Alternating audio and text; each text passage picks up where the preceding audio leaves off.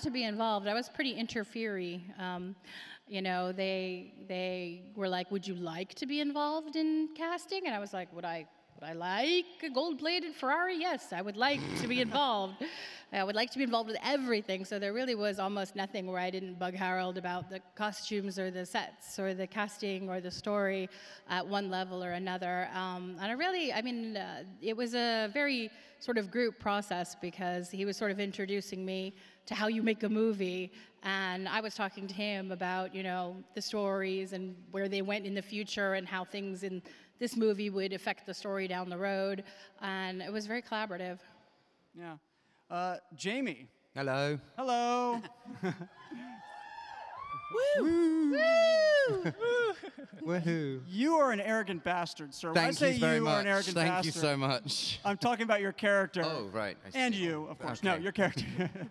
Jace is pretty arrogant in the books. He's a guy that has a definite attitude. He's walking around with a tude.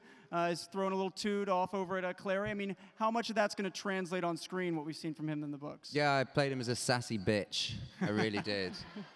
No, I mean, I think in the books, you know, obviously you have the availability to explore a character over, you know, hundreds of pages. You know, with the movie, we have to condense that.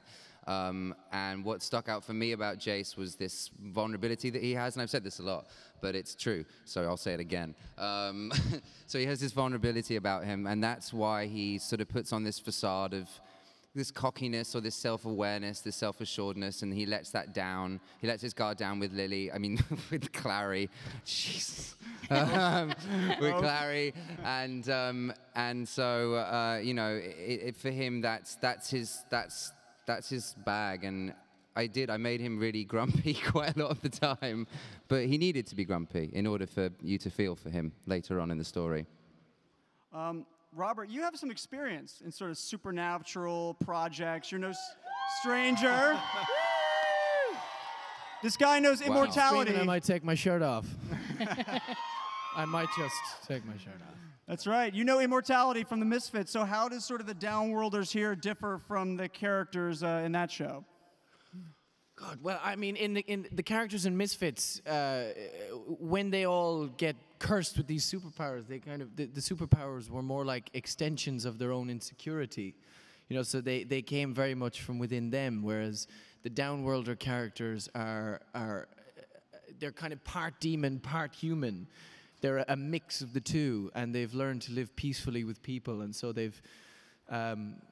So yeah, so the superpowers and the demonic aspects of the characters in Mortal Instruments differ greatly. Yeah. Kevin. We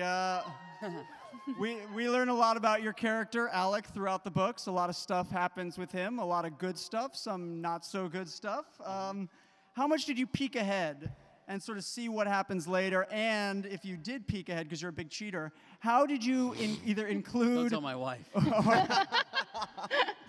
They're allowed to read ahead, you know. Yeah, you're allowed to read it. But how much do you sort of include or exclude that stuff, that what you know, when playing him for this movie, from this book? Well, I mean, I think we all were on the same page, which, you know, the main focus when I spoke to Harold was, you know, we were making one film. So in order, you can start, and it can really inhibit your ability to, you know, you can get ahead of yourself and reveal things that are not meant to be revealed until much later. And, you know, fortunately, it sounds like we're going to be able to make at least one more of these. So, but, you know, I tried at least to just sort of, you know, you try to create a character and not look too far ahead and not make any assumptions about him. I mean, there's the obvious thing with his sexuality, and obviously that's revealed throughout the series of the novels, but, you know, that was something I considered, but it wasn't something that we, you know, we were just making a movie. We tried not to get too overwhelmed with the expectation of the entire series, and, you know, just started off by telling a great story. And I loved the character of Alec from the time I read the script. I really felt an affinity towards him, and it was, especially for a film of this sort of magnitude, I was super impressed that that Cassie was able to write a character that had all this stuff going on, and that he's still, you know, he's still kind of a badass. Yeah. Godfrey Gao. Let's talk to the High Warlock Brooklyn for a second. Hello, everybody. He took his pants off. Welcome to my party. Yeah. I was going to say, how do the parties at Comic-Con measure up? Because you know a good party when you see one, or throw one in this case. Yeah, this is definitely, Magnus Bane's caliber. All these people here. It's crazy.